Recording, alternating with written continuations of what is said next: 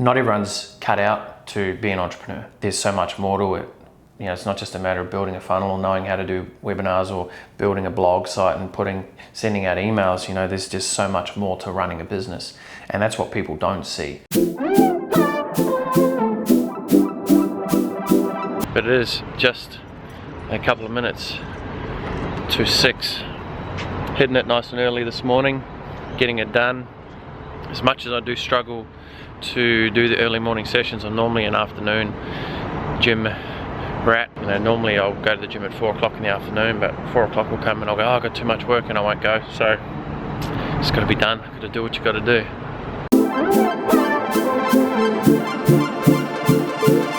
Set 2 down. Feels like the workout should be over, but guess what? It's not. Alright, and we're done. So I must have been working out really hard today because my brand new Nike training shorts have a hole in them. What? Great session. Now time to get it working. You better turn up. You better be right. Gym session down. My training partner, new training partner, didn't hack it though. Visited the toilet. First round, but hey, you get that when you train with me.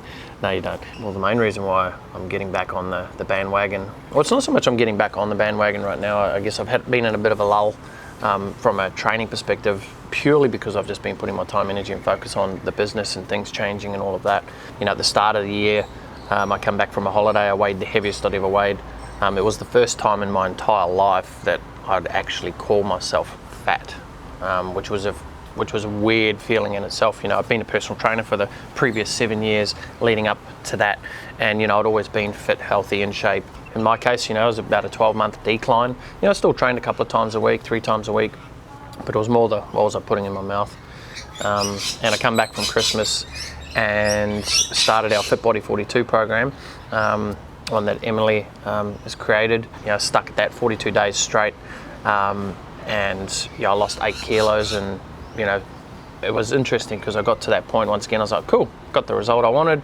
Let's sort of take the foot off the accelerator again. But all I really did was I took the foot off this accelerator and put it on another one, and that's the entrepreneurial juggle that we have. It's, you know, my focus, can I focus on my time at the gym and my eating and my business and my relationships and my friendships and all of the other things that we have in life, the highest values that we have. I talk about this a lot, is the creating the balance. What does the balance actually mean? It's not about going equal with your health and fitness and equal with your business and equal with your relationships, so everything's just a flat line. It's about knowing what your balance actually means. So for me right now, we're in a very big phase of, you know, starting a new business, growing our current businesses as well. So there is a lot more time, effort and energy and focus on that area, but it doesn't mean every other area needs to lapse. It's just about being smart with where we're spending and scheduling our time.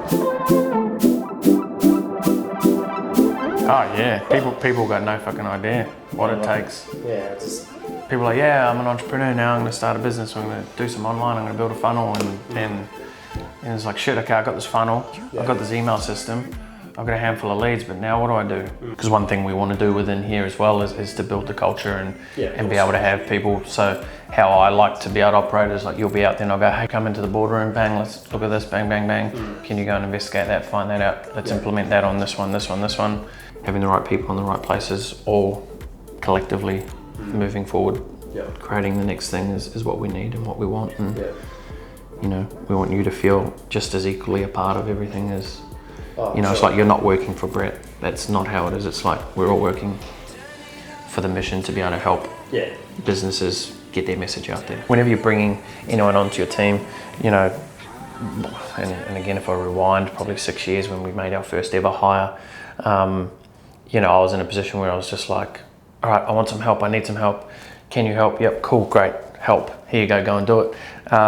Whereas this time we have to go through the steps, we go through the processes to ensure that, you know, it's the right thing, not only for us, but more importantly, right thing for the person. You have to be totally transparent. You got to lay down your expectations of what you're looking for.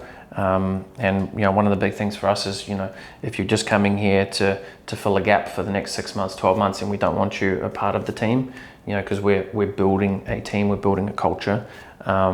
So we're looking for people who are going to be a part of this long term. And this person came in hot with, yes, I've been able to do this, I've got experience with this, etc. And the question that I ask is I say, okay, well, if you're so good at all that stuff, well, you can do that, why aren't you doing it yourself? Not everyone's cut out to be an entrepreneur. There's so much more to it. It's not just a matter of building a funnel or knowing how to do webinars or building a blog site and sending out emails. There's just so much more to running a business.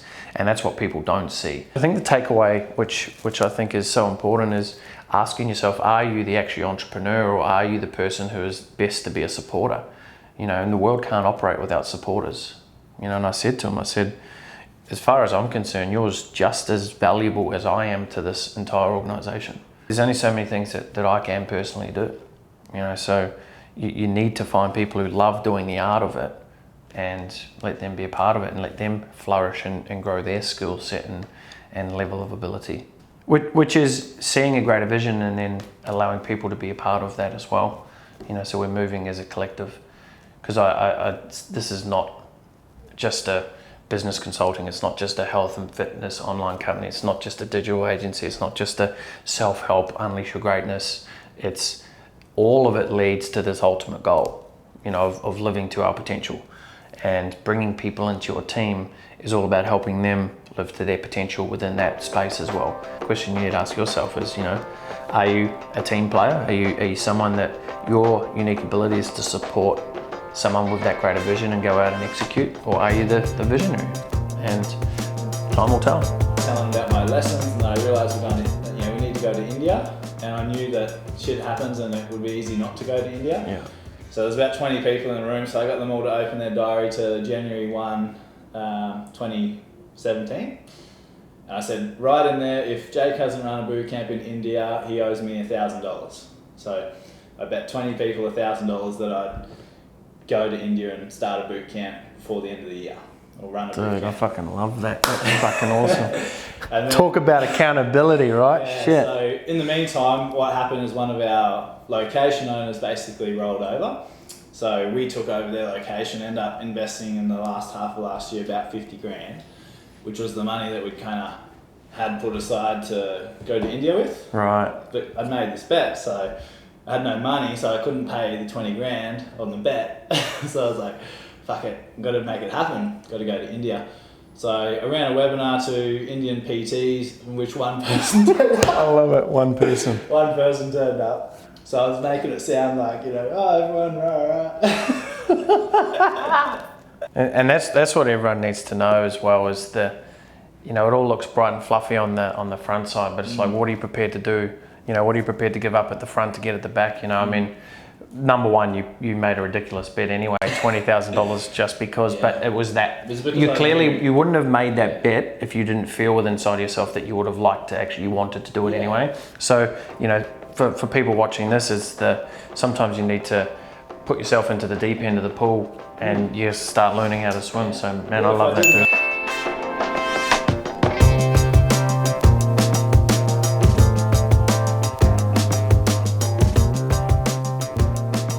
What was the biggest thing you learned with the funnel for that, like marketing for that? Was it? Again, keeping it pretty simple. And just explain what they're going to get at the event, and the biggest thing I think that allows us is because we are building credibility, and I've built a lot of credibility in the social marketing area and lead gen area. Like, most people wouldn't know I had 35 locations of a franchise, that we had a fitness college, we had, all of these different things that we had going on now, and like an entire company, right?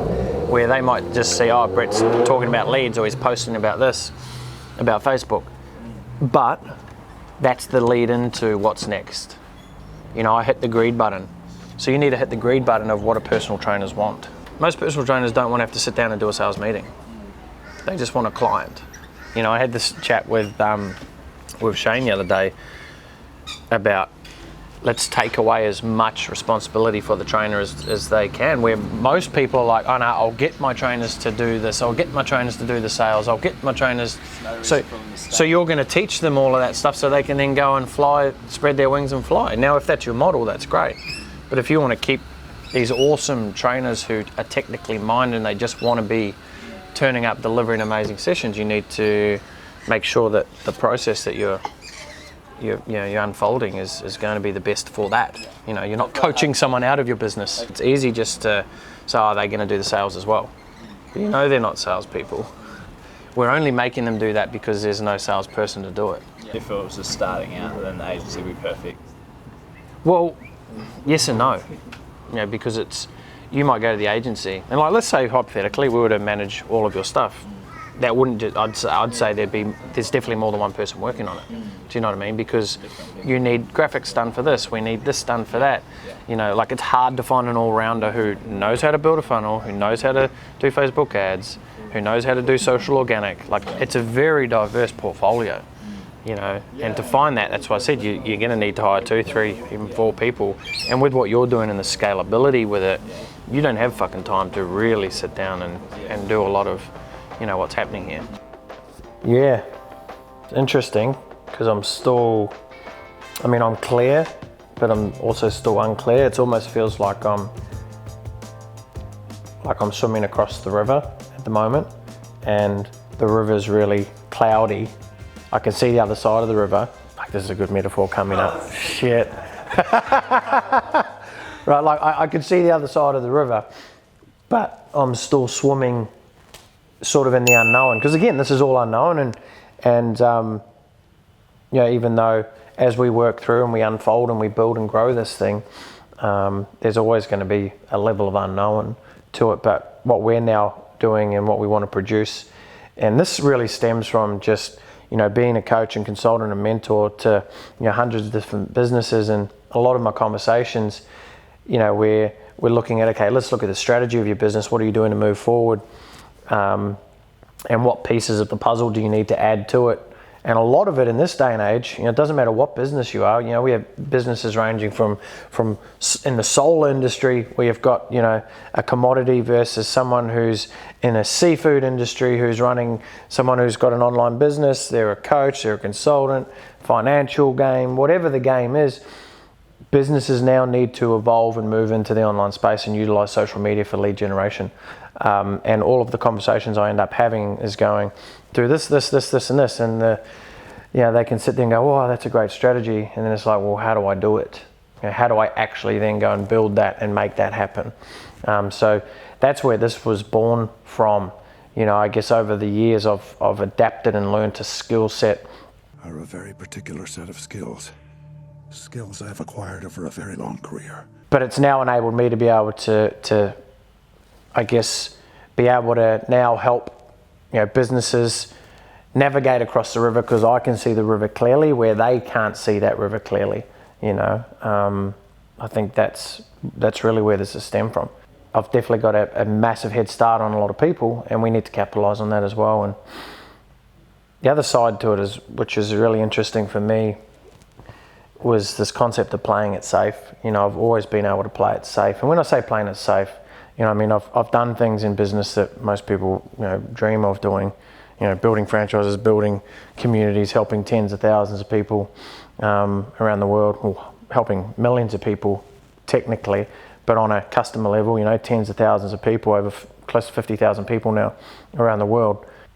I still felt though there was more within me that I know I can go and do, and I didn't want to die wondering. So there's a massive opportunity ahead to really tap in and add on to what we're doing with our Authority Academy and our Unleash Your Greatness. You know, the Authority Academy side of things is actually for the people who want to know how to do it, or we can teach them that. But there's a massive market of people out there who don't want to do it, and they have no clue of how to do it. And I felt that we'd be doing a disservice by not being able to offer and deliver that. So that's where it's starting. Right, so now the dust has settled and no more distractions. No outside distractions are going to be happening. I'm going to head into the boardroom. I've got a, look at that, got a distraction number one. Distraction. So there's one distraction. She's going home. I'm going to head into the boardroom, and as you can see, there's some paper all along the wall. Got some deep planning to go into, and again, stay tuned.